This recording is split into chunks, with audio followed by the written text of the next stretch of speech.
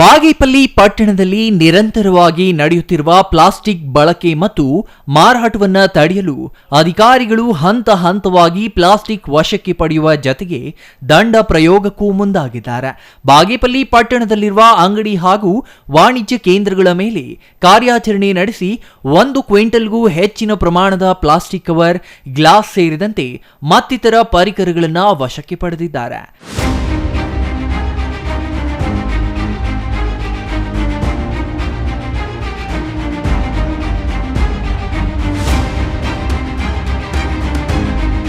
ಈ ಕುರಿತು ಬಾಗೇಪಲ್ಲಿ ಪುರಸಭೆ ಮುಖ್ಯಾಧಿಕಾರಿ ರುದ್ರಮ್ಮ ಶರಣಪ್ಪ ಮಾತನಾಡಿ, ವರ್ತಕರು ಹಾಗೂ ಸಾರ್ವಜನಿಕರ ಗಮನ ಸೆಳೆಯಲು ಪುರಸಭೆಯಿಂದ ಕಳೆದ 5 ತಿಂಗಳಿಂದ ಪ್ರಚಾರ ಕೈಗೊಳ್ಳಲಾಗಿದೆ. ಆದರೂ ಪ್ಲಾಸ್ಟಿಕ್ ಬಳಕೆ ಮತ್ತು ಮಾರಾಟ ನಿರಂತರವಾಗಿ ನಡೆಯುತ್ತಲೇ ಇದೆ. ಸಾರ್ವಜನಿಕರು ಹಾಗೂ ವರ್ತಕರಿಂದ ನಿರೀಕ್ಷಿತ ಮಟ್ಟದಲ್ಲಿ ಸ್ಪಂದನೆ ಸಿಗುತ್ತಿಲ್ಲ ಎಂದು ವಿಷಾದ ವ್ಯಕ್ತಪಡಿಸಿದರು. ಇನ್ನು ಮುಂದೆ ಕಾನೂನು ಉಲ್ಲಂಘಿಸುವವರ ವಿರುದ್ಧ ಕಠಿಣ ಕ್ರಮ ಜರುಗಿಸಲು ಗಂಭೀರ ಚಿಂತನೆ ನಡೆಸಲಾಗಿದೆ. ಪುರಸಭೆ ವ್ಯಾಪ್ತಿಯಲ್ಲಿ ಪ್ಲಾಸ್ಟಿಕ್ ವಸ್ತುಗಳ ತಯಾರಿಕೆ, ಮಾರಾಟ, ಬಳಕೆ, ದಾಸ್ತಾನು ಇಡುವುದು, ಸಾಗಿಸುವುದನ್ನು ಕಡ್ಡಾಯವಾಗಿ ನಿಷೇಧಿಸಲಾಗಿದೆ. ಬಾಗೇಪಲ್ಲಿ ಪುರಸಭೆಯನ್ನ ಸಂಪೂರ್ಣ ಪ್ಲಾಸ್ಟಿಕ್ ಮುಕ್ತ ಪಟ್ಟಣವನ್ನಾಗಿಸಲು ಪ್ಲಾಸ್ಟಿಕ್ ಬಳಕೆ ಮತ್ತು ಮಾರಾಟ ಮಾಡುವ ಅಂಗಡಿ ಹಾಗೂ ಸರಕು ಸಾಗಣೆ ವಾಹನಗಳ ಮೇಲೆ ದಾಳಿ ಮುಂದುವರಿಸಲಾಗುತ್ತದೆ ಎಂದರು. ಸರ್ಕಾರದ ಅಧಿಸೂಚನೆ ಹಾಗೂ ಕಾಯ್ದೆ ರೀತಿಯ ಪ್ಲಾಸ್ಟಿಕ್ ಕ್ಯಾರಿ ಬ್ಯಾಗ್, ಪ್ಲಾಸ್ಟಿಕ್ ಭಿತ್ತಿಪತ್ರ ಸೇರಿದಂತೆ ಪ್ಲಾಸ್ಟಿಕ್ ಮೈಕ್ರೋ ಬೀಡ್ಸ್ನಿಂದ ತಯಾರಿಸಿದ ವಸ್ತುಗಳು ಮಾರಾಟ ಮತ್ತು ಬಳಕೆ ಸಂಪೂರ್ಣ ನಿಷೇಧಿಸಲ್ಪಟ್ಟಿದೆ. ನಿಯಮಗಳ ಉಲ್ಲಂಘನೆ ಮಾಡಿದಲ್ಲಿ ದಂಡ ಹಾಗೂ ನ್ಯಾಯಾಲಯದಲ್ಲಿ ದಾವೆ ಹೂಡಲಾಗುವುದು ಎಂದು ಮುಖ್ಯಾಧಿಕಾರಿ ರುದ್ರಮ್ಮ ಶರಣಪ್ಪ ತಿಳಿಸಿದರು. 6 ತಿಂಗಳಿಂದ ರೈಡ್ ಮಾಡ್ತಾ ಇದ್ದೀವಿ. ಇಲ್ಲಿವರೆಗೂ 1310 kg ರೈಡ್ ಮಾಡಿದ್ದೀವಿ ಏಕಬಳಕೆ ಪ್ಲಾಸ್ಟಿಕ್ನ. ಇವತ್ತು 60 kg ರೈಡ್ ಮಾಡಿದ್ದೀವಿ. ಆವತ್ತಿಂದ ಅವೇರ್ನೆಸ್ ಮಾಡ್ತಾ ಇದ್ದೀವಿ, ಏಕಬಳಕೆ ಪ್ಲಾಸ್ಟಿಕ್ನ ಯಾರು ಬಳಸಬೇಡಿ.